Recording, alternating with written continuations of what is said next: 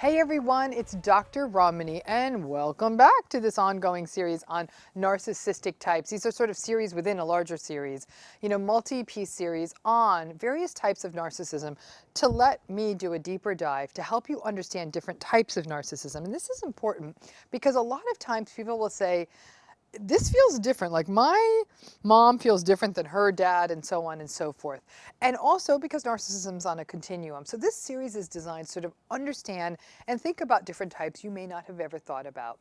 Now today, we're going to take on a type that many of you may also not have heard about before called the generational or cultural narcissist. Before we get to that, I want you to please hit that bell, hit that subscribe button, join our community. But let's talk a little bit about what I mean about this idea. In part one, what is it? What is a generational or even a cultural narcissist? Okay, so this was a term that came up a lot from my clinical work. Now, many times when I'm working clinically with clients, especially those who are talking about their parents, they will say, every one of my parents' behaviors line up with narcissism. But I also understand my parent is this way because of how they grew up. It was how the culture was from where they grew up. It was their particular life circumstances related to historically what was happening while they or even their parents or their grandparents were children. So they're able to say, well, my parents toxic, but I get it. And it's true. From a cultural lens, one can easily see, for example, how your parent may have come to these patterns. And in fact, that these are often intergenerational patterns that go deep into the roots of the family tree. Now, here's the rub. While understanding those cultural or societal or circumstantial origins may help you frame it a little better, it doesn't make it any easier to endure. Just because you can make sense of something, that doesn't lift the sting, the impact, or the pain that it results in. And while these types of generational and cultural narcissistic patterns are almost impossible to change or address, the impact on you is real. And it is worth understanding and it's worth exploring and providing you ways to create workarounds to help you stay sane and work through the impact that these narcissistic patterns have had on you. So let's start very basically. What do you even mean, Dr. Ramani, about this idea of generational or cultural narcissism? So generational cultural narcissism can often result from cultures that are very stratified in any number of ways. These are patterns observed in cultures and societies characterized, for example, by high levels of authoritarianism, patriarchy and paternalism, major differences in power as a function of personal factors like gender, extreme stratification on social class lines, meaning that the haves have way more than the have-nots, as well as cultures with long histories of racism and all other forms of other-isms. So heterosexism, you name it. Now, in general, where all of these patterns are present, there's also going to be insecurity and fear when you see these things, especially, interestingly, the insecurity by those who hold the power. So how better to hold that power than to create a societal structure that demeans and invalidates entire groups of people and allows their powered group to hold the power. The more that power gets concentrated into the hands of very few, and that could happen through a variety of ways, through dictatorships and oligarchies and plutocracies and robber barons, or basically anybody through some way, even a coup, who grabs up all the power and then turns around and doesn't support the vulnerable. These, interestingly, are the cultures in which narcissism becomes, sadly, an almost adaptive trait. And it is a trait that's definitely cultivated in those who hold the power. But it also emerges in those who are trying to survive under the authority of the power holders. And in these cultures, even those who have some similarity to the power holders, that can also be an issue. So for example, what I mean by that is this. Let me give you an example. In a culture in which men categorically hold all of the power and women are given very, very limited rights, even a man who societally holds very little societal power will wield his power at home or in a community and use it against those who are rendered powerless by those societal rules. For example, against a woman. And that is obviously a form of entitlement. I'm a man, so I can do this. Now, this kind of entitlement can also happen as a function of money or social position. I have higher social standing, so I can do whatever I want and I can treat you any way I want. And this can end up being manifested in a financially stratified culture in which those with more money might treat domestic workers or those who have less economic power somewhat dismissively and in a way that we can almost describe as really dehumanizing.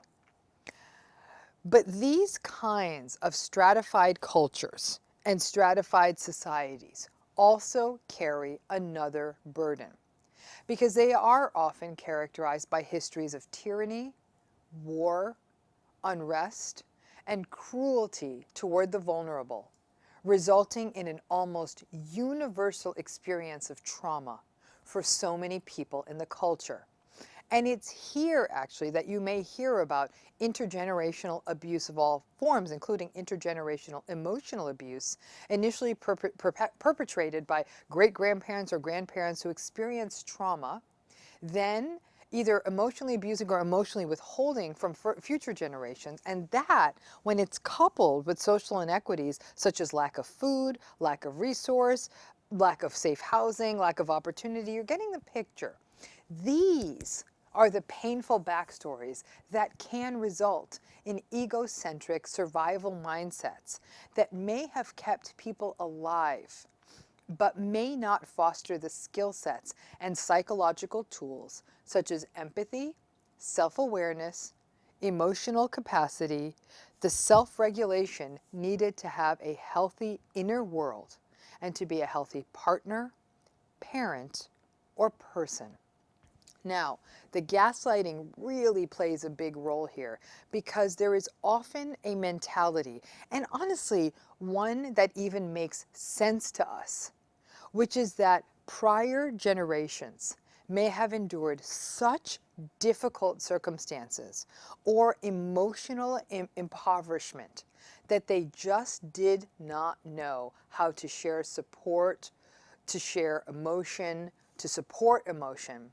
And they just did the best they could. And honestly, perhaps that's just what they did. They did do the best they could in some cases. Now, in this pattern may not necessarily just be a byproduct of trauma, war, or dangerous migration.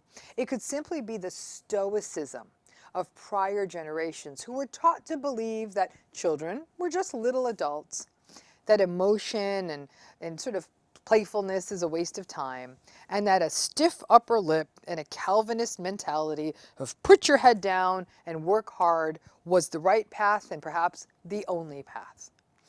The idea of talking about feelings in such circumstances would literally be viewed as a folly, and I am sure more than a few of you, if you have a recollection of your grandparents, could understand this. I mean, if not, that may be great-grandparents.